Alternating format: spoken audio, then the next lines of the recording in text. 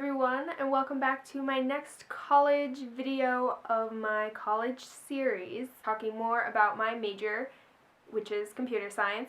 I know I made a previous video talking about how I chose this major, but I actually want to go more in depth in describing what it is, because a lot of people, I feel, don't know what it is. Going to go more in depth in it, and hopefully you guys can get something out of this video. So I know there's a lot of definitions on the internet, online places that describe what computer science is in a formal definition.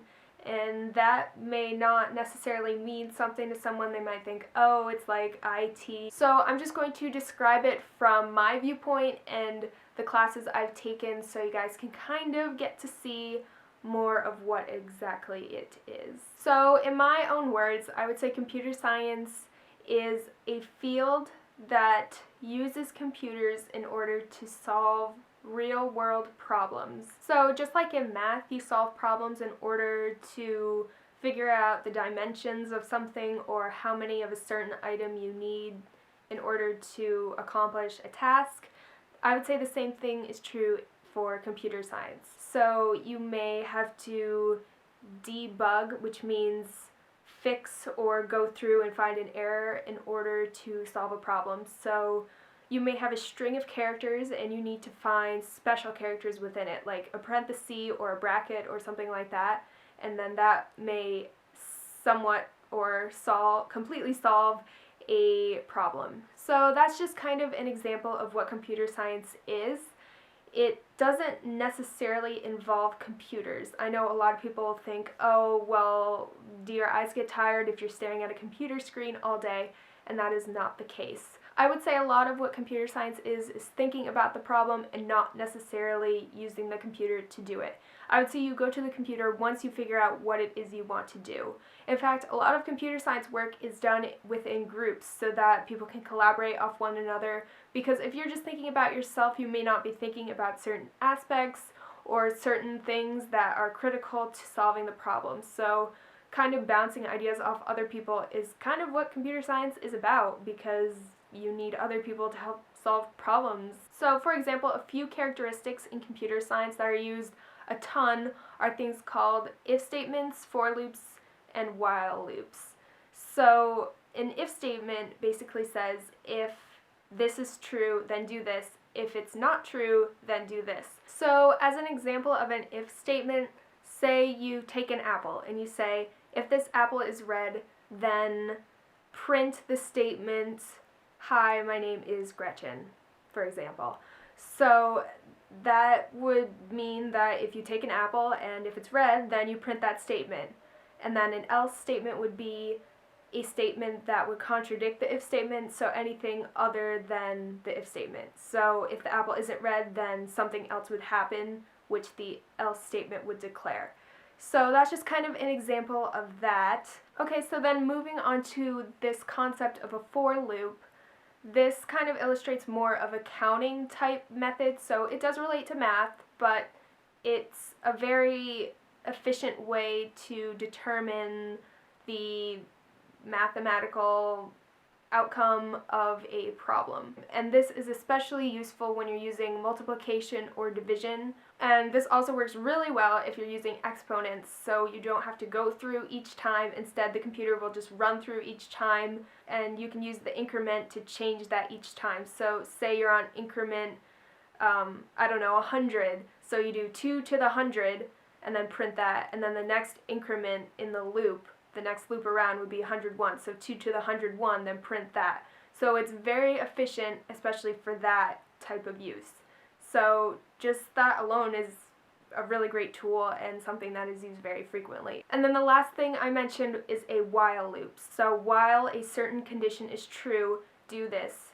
If that condition is not true, then exit the loop and just continue with whatever else is going on in a program, for example. And that is kind of related to the for loop as well, because once you reach the max increment, it drops out of the loop and continues through the program. So as an example of a while loop, going back to the whole apple situation, you could say, while the apple is red, print my name, my friend's name, my dog's name. So that is a very simple example of a while loop. Usually they're much more complex. Usually for a lot of my classes we have to use while loops to validate data. So we may ask the user if they wish to continue the program, and if they answer yes, then we say while answer is yes, continue program. Otherwise drop out of the whole program and end that loop. And yeah, so that's just a very common thing that we have to do in our classes. And while loops, again, are very common in computer science.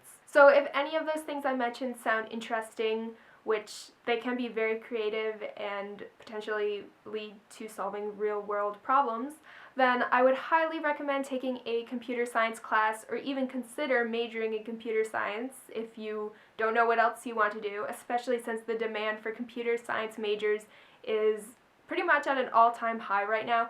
Think about all the technology that has to be created and developed.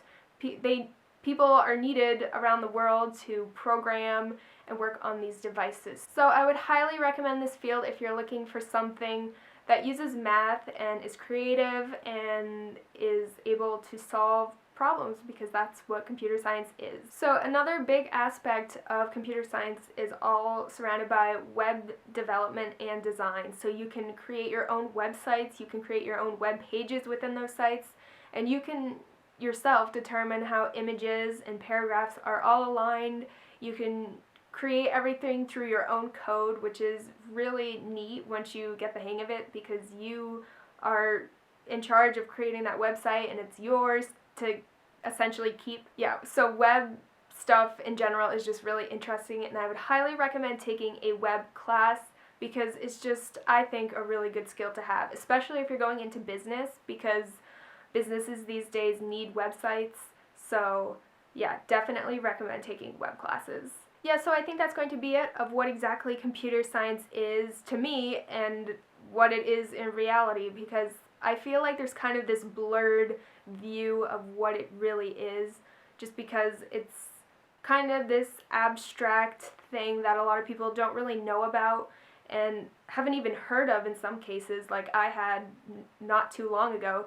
So I hope I kind of shed some light on this field, and hopefully some of you guys out there are considering it as a potential career. So I hope I enlightened some people out there. Also, one last thing. So a few months ago I made a video about using GitHub, kind of the beginner steps of using it, and I would definitely love to make more videos about it now that I have more experience using it. So I definitely want to know if you guys are interested in that, and if there's things you want to learn more about. Even if I don't know it, I'll find somebody that does know, and then I'll learn it and then teach it to you guys. So definitely let me know if you're interested in that, because I think they're really fun videos to make, because I don't know, I just like teaching things like that. And some of you guys are probably like, Gretchen, what is GitHub? That is a very good question. It is a website where you can share your code, but mostly meant for you to back up your work online, so you always have it there, so you can push your work to GitHub and then pull it back onto your computer when you're working. That way you kind of have a way to organize your code and work so it doesn't get lost, or so nothing happens to it. So it's a really great site, especially for computer science majors or users or people in the field, but I'm pretty sure anybody can use it to store information, but I'll have to double check that. And I'm planning on coming out with a video on how to push and pull information from NetBeans, which is a web development program. So you can push and pull your code directly from there, and then save it and then get it whenever you want from GitHub. So let me know if you guys are interested and all of that kind of stuff. So I think it's time to wrap it up, as Essie Button says. Okay, so I think that is everything, and I hope this video was useful and helpful in some way or another. So yeah, don't forget to like this video if you liked it, and subscribe to see more videos, especially in my current college series, and more videos to come. So I'll see you guys in the next one.